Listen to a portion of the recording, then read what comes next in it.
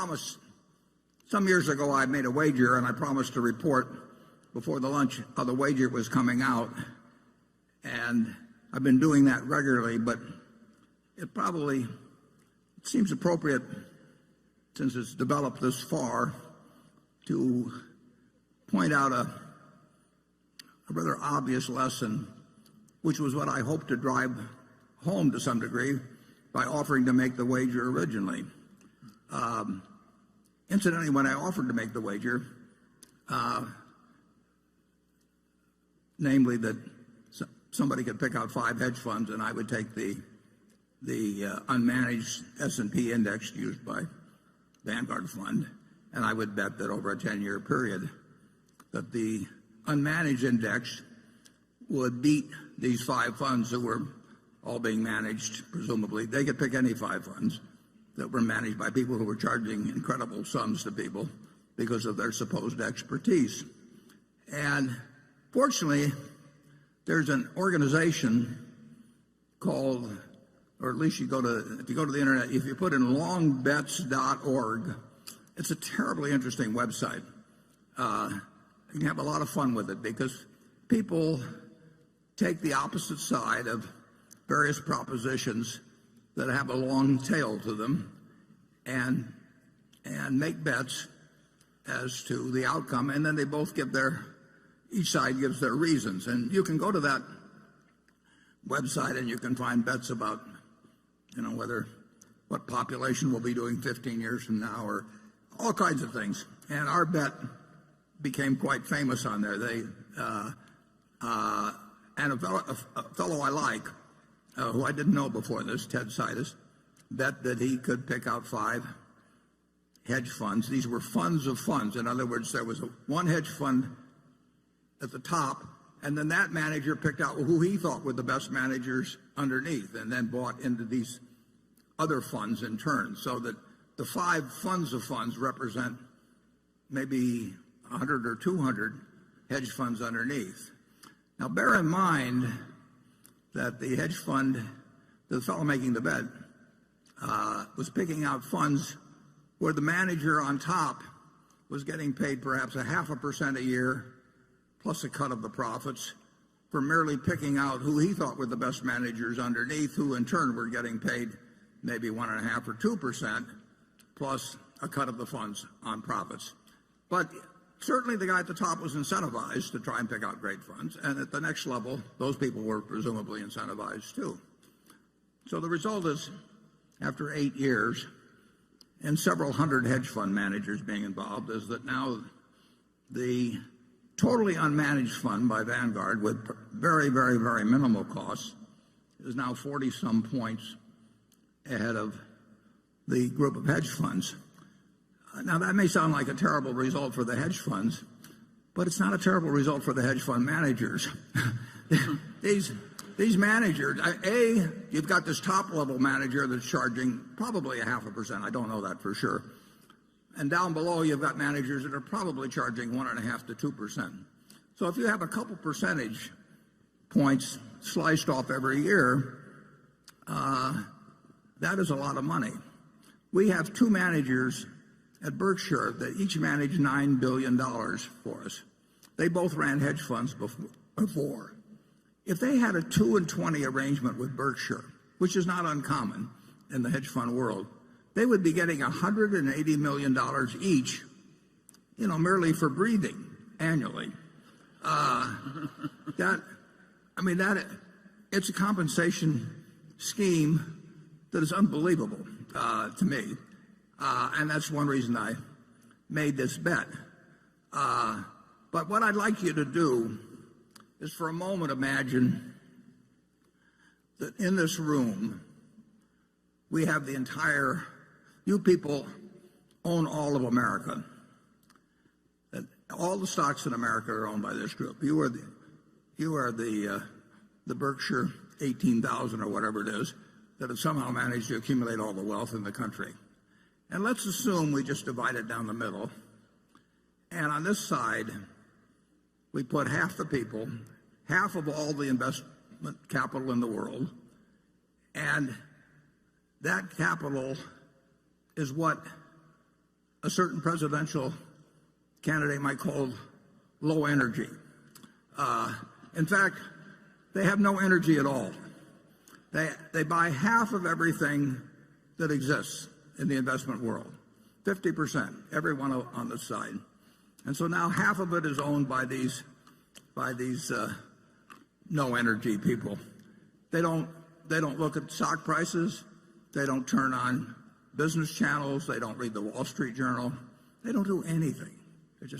They are a slovenly group that just sits for year after year after year owning half of the country, half of America's business.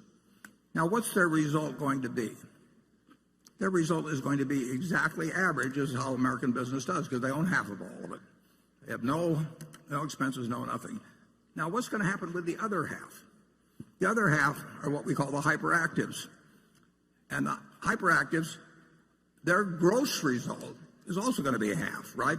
They can't, the whole has to be the sum of the parts here, and this group by definition can't change from its half of the ultimate investment results. This half is going to have the same gross results. They're going to have the same results as the no energy people, and they're also going to have terrific expenses because they're all going to be moving around, hiring hedge funds, hiring consultants, paying lots of commissions and everything. And that half as a group has to do worse than this half. The people who don't do anything have to do better than the people that are trying to do better. I mean, it's that simple. And I hoped through making this bet to actually create a little example of that. But that offer was open to anybody. And I would make incidentally the same offer now, except being around in 10 years to collect gets a little more problematic as we go through life. But it seems so elementary. But I will guarantee you that no endowment fund, no public pension fund, no extremely rich person wants to sit in that part of the auditorium.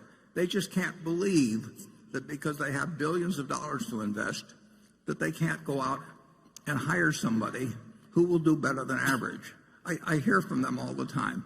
So this group over here, supposedly sophisticated people, generally richer people, hire consultants, and no consultant in the world is going to tell you just buy an S&P index fund and sit for the next 50 years. You don't get to be a consultant that way. And you certainly don't get an annual fee that way. So the consultant's got every motivation in the world to tell you, this year I think we should concentrate more on international stocks, or this year this manager's particularly good on the short side. And so they come in and they talk for hours, and you pay them a large fee, and they always suggest something other than just sitting on your rear end and participating in American business without cost. And then those consultants, after they get their fees, they in turn recommend to you other people who charge fees, which, as you can see over a period of time, cumulatively eat up capital like crazy. So I would suggest that what I felt sure, I didn't feel sure because nothing, can't tell for sure about any 10-year period, but I certainly felt very probable, or I wouldn't have stuck my neck out. It just demonstrates so dramatically. I've talked to huge pension funds, and I've taken them through the math, and when I leave, they go out and hire a bunch of consultants and pay them a lot of money. And it's just unbelievable. And the consultants always change the recommendations a little bit from year to year. They can't change them 100% because then it didn't look like they knew what they were doing the year before. So they tweak them from year to year, and they come in and they have lots of charts and PowerPoint presentations, and they recommend people who in turn are going to charge them a lot of money. And they say, well, you can only get the best talent by paying 2 and 20 or something of the sort. And the flow of money from the hyperactive to what I call the helpers is dramatic. Well, this group over here sits here and absolutely gets the record of American industry. So I hope you'll realize that for the population as a whole, American business has done wonderfully, and the net result of hiring professional management, is a huge minus. And at the bookstore, we have a little book called Where Are the Customer's Yachts? Written by Fred Sweat. I read it when I was about 10 years old. Been updated. It hadn't been updated, but new editions have been put out a few times. But the basic lessons are there. That lesson is told in that book from 1940. It's so obvious, and yet all the commercial push is behind telling you that you've got to think about doing something today that's different than you did yesterday. You don't have to do that. You just have to sit back and let American industry do its job for you. Charlie, do you have anything to add to my sermon? Well, you're talking to a bunch of people who have solved their problem by buying Berkshire Hathaway. That worked even better. And there have been a few of these managers of managers who've actually succeeded. There are a few in the universities who are really good, but it's a tiny group of people. It's like looking for a needle in a haystack.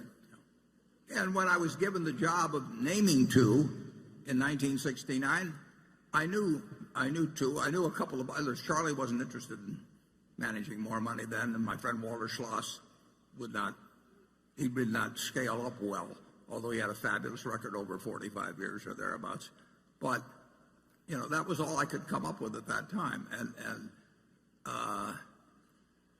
fortunately, I did have a couple, and the people who went with Sequoia Fund have been well served if they stayed for the whole period. But the people, there's been far, far, far more money made by people in Wall Street through salesmanship abilities than through investment abilities. There are a few people out there that are going to have an outstanding investment record, but there are very few of them, and the people you pay to have identify them don't know how to identify them, and they do know how to sell you, and that's my message. We'll come back at 1 o'clock. Thanks.